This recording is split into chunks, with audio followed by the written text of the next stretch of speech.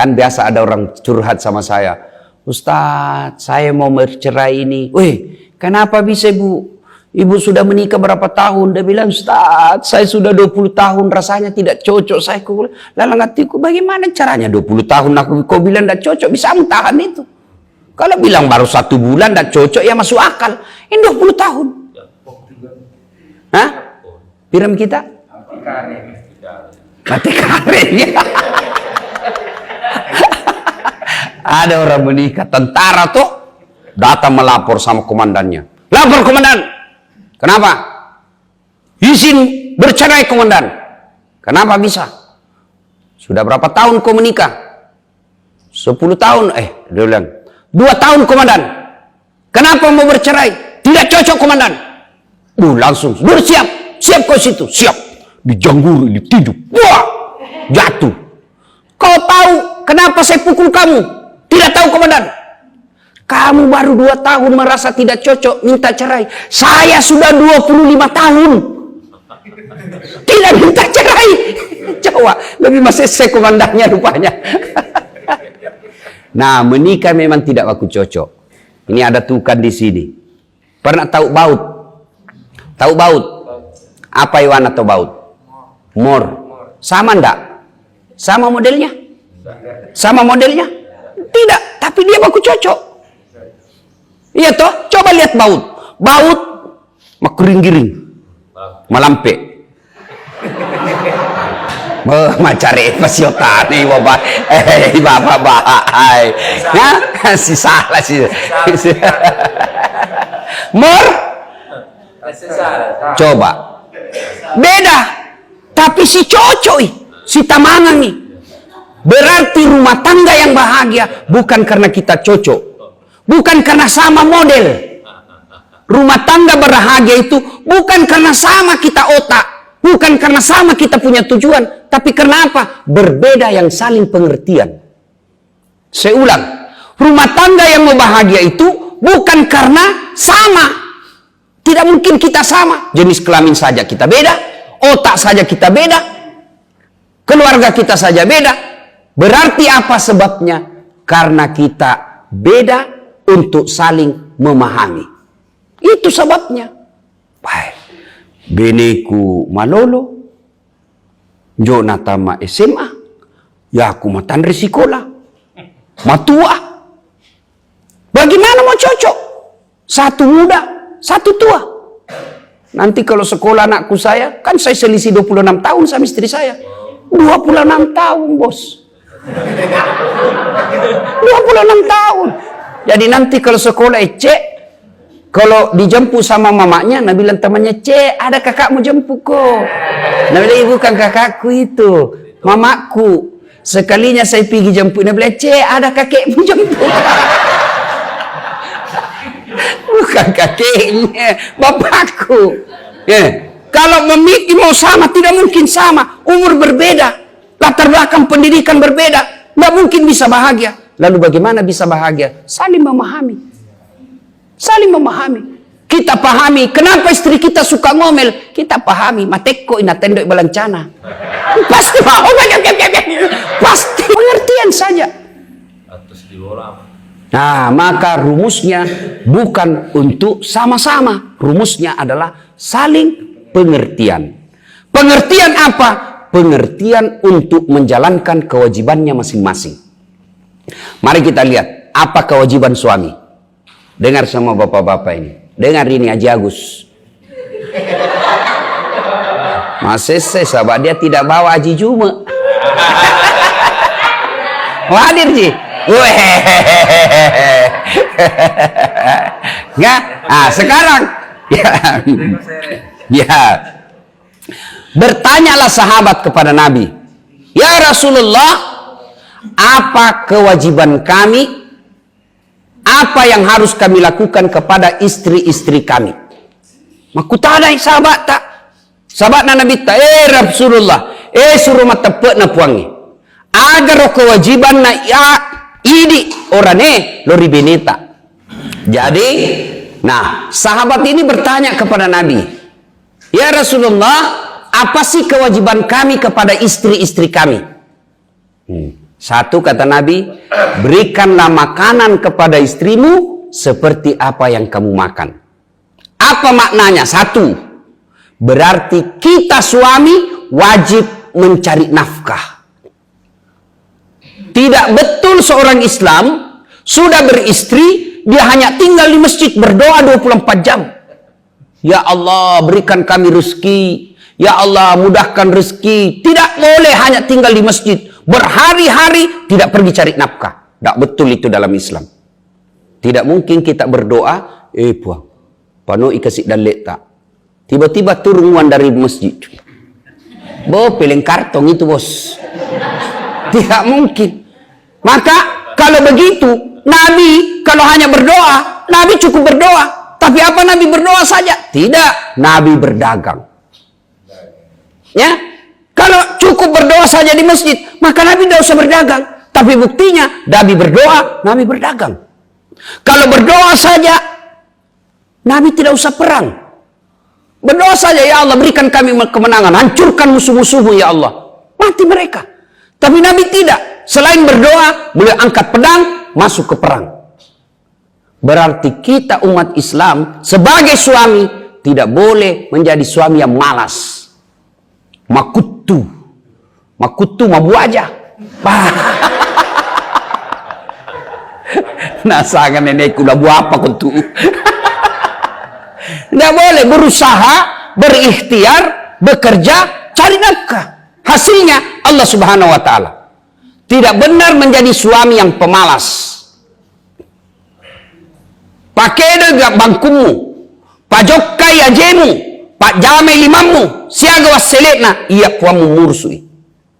Maka kita sebagai suami tidak wajib berhasil. Tidak. Tapi wajib cari nafkah. Berapa hasilnya? Biar Allah yang ukur. Maka jangan heran ada orang suami, sama tokonya, sama harganya, sama tekniknya menjual. Ada yang laku, ada yang tidak. Karena memang rezeki Allah yang ngatur. Jadi jangan pernah stres gara-gara rezeki. Allah yang ngatur. Allah cuma minta majama kodo makutu. Majama ko. Dan jangan pilih-pilih kerja. Kasih goyang saja. Hasilnya biar Allah yang tahu. Tahu cicak? Tahu cicak? Apa dia makan itu cicak? Nyamuk. Tamarak kakal. Tidak masuk akal toh. Itu cicak kan di dinding saja. Nyamuk lutu. Di mana mau ketemu? Satu di dinding, satu terbang. Di mana mau ketemu? Tapi Allah punya kuasa. Masih ingat lagu waktu kecil? Apa lagunya? Cicak-cicak di dinding, diam-diam merayap, datang seekor nyamuk. Nyamuk yang datang. Tidak dikatakan lagu cicak lompat ke nyamuk.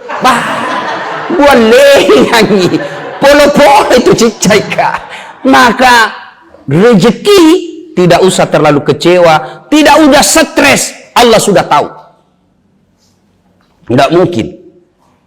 Rezekinya Bapak Fatur tidak mungkin saya ambil. Al-Quran mengatakan tidak mungkin diambil orang. Bertukar saja tidak. Itu Allah jamin. Yaitu sangat dalek. Jangan karena ambil rezekiku Bapak Unding, enggak. Enggak mungkin. Yang ada adalah saya kasih dan Bapak Unding kasih saya. Tidak mungkin bertukar. Yang adalah saling memberi. Maka soal rezeki Allah cuma minta bekerjalah. Sarjana tapi kau tinggal saja di rumah, enggak dapat rezeki. Ustaz tapi tinggal saja di rumah, biar kau berdoa terus. Malah tentu sampai hitam. Menangis, ya Allah, mati mau ya. Dulu kak kasih. Tapi dek mak jama, tidak mungkin rezeki datang dengan ada pintunya. Apa pintunya? Bekerja. Itulah wajib kita cari nafkah. Nah, itu pertama makna daripada berikan makanan. Yang kedua kata Nabi, seperti apa yang kamu makan. Artinya apa? Jangan kau pelit sama istrimu. Ya? Jangan sampai ada suami makan enak di luar, seadanya istrinya di rumah. Itu tidak betul menurut Nabi. Suaminya selalu makan enak di warung. coto, 2 mangkok, 5 burasa. Ada orang meninggal makan coto. Mana gara-gara coto dia meninggal? 248. Apa artinya Ustaz? 2 mangkok coto, 48 ketupat. Karena apa? Karena ketupatnya gratis. Pisena masunan sama kalada terlalu kenyang ditabrak mobil pak mati. Ya, jangan sampai suami selalu makan enak di warung, istri makan ala kadarnya di rumah. Itu tidak betul menurut Abi. Maka apa yang kita makan, begitu yang kita berikan kepada istri kita. Nah, artinya apa lagi? Yang ketiga, berarti kita laki-laki wajib memberikan dana kepada istri untuk makan. Cari nafkahnya itu. Dengan catatan, ini perlu juga ibu-ibu tahu. Dengan catatan. Apa catatannya? Maka istri kalau sudah dikasih duit, harus memberikan makanan suaminya seperti selera suami. Jangan sudah dikasih duit, duit balanca. No.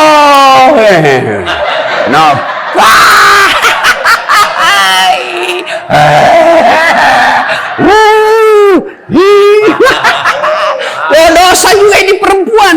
Kalau kau sudah dikasih uang belanja, maka kewajibanmu buatkan makanan suamimu seperti seleranya. Gencunrah. Mati tahu. Maka kewajiban istri adalah memberikan, menghidangkan makanan kepada suami seperti apa yang disenangi oleh suami. Tapi na'udzubillah min dzalik. Sekarang perempuan makut. Jago semua memasak. Apa jagonya? Indomira. Apa rana geso? Pelen sinetron Korea. Artis Korea. Pelen India. Begitu malapar suaminya apa? Cerewet tuh yoranenya. Cerewet juga ini laki-laki. Mau makan, beli itu kau makan piko Indomie mau masak. Kalau ada istri begini, jangan salah kalau suami dimasakkan sama perempuan lain. Si mau kok. Makanya, sekarang perempuan semua mau beli online. Biar Lombok beli online juga. Saya ditanya sama ibu-ibu, Ustadz, berdosakah kalau kita tidak masak? Semua kita beli saja barang jadi. Berdosa enggak? Saya bilang tergantung suami. Kalau suami merasa tersiksa kehabisan duit karena kau belanja terus, dosa. Tapi kalau dia tidak jadi masalah, tidak berdosa. Tapi dengan catatan, ketika ibu tidak bekerja rumah tangga, maka pahalanya ibu tidak ada. Karena pahala sebagai ibu rumah tangga ada pahalanya. Bekerja sebagai ibu rumah tangga ada pahalanya. Bekerja suami cari nafkah sebagai bapak rumah tangga ada pahala. Kalau ibu tidak bekerja hanya mau belanja saja, tidak mau cobek-cobek, tidak tahu paru, tidak tahu. Coba bayangkan setengah matinya ibu-ibu dulu. Coba bayangkan ibu-ibu dulu. Paru. Sekarang ibu-ibu mana ada mau paru? Akhirnya apa? Nah, kodengnya balu. Ada dijual. Betul ada dijual. Tapi karena ibu membeli, maka ibu tidak dapat pahala paru. Bukankah satu kali naik pahala, turun pahala, naik turun? Berapa pahala dia dapat? Coba, banyak pahala. Tapi karena tidak bekerja, maka tidak ada pahala. Padahal pahala ini dan ridha Allah lah yang membuat ibu bapak masuk surga. Apakah orang masuk surga karena tidak punya dosa? Kalau orang masuk surga karena tidak ada punya dosa, maka tidak ada isinya surga. Lalu kenapa orang masuk surga? Karena ditimbang pahala antara dosa dengan kebaikannya, ternyata lebih berat kebaikannya daripada dosanya. Meskipun selisih 1%, maka dia masuk surga. Kenapa? Lebih banyak pahalanya daripada dosanya. Nah, ibu bapak saudara-saudara sekalian, karena waktu sudah habis, sudah matan remi Allah, Insya Allah lain waktu dan kesempatan kita akan lanjutkan lagi. Ada beberapa kewajiban suami kepada istri dan kewajiban istri kepada suami. Tapi insya Allah lain waktu dan kesempatan kita akan lanjutkan.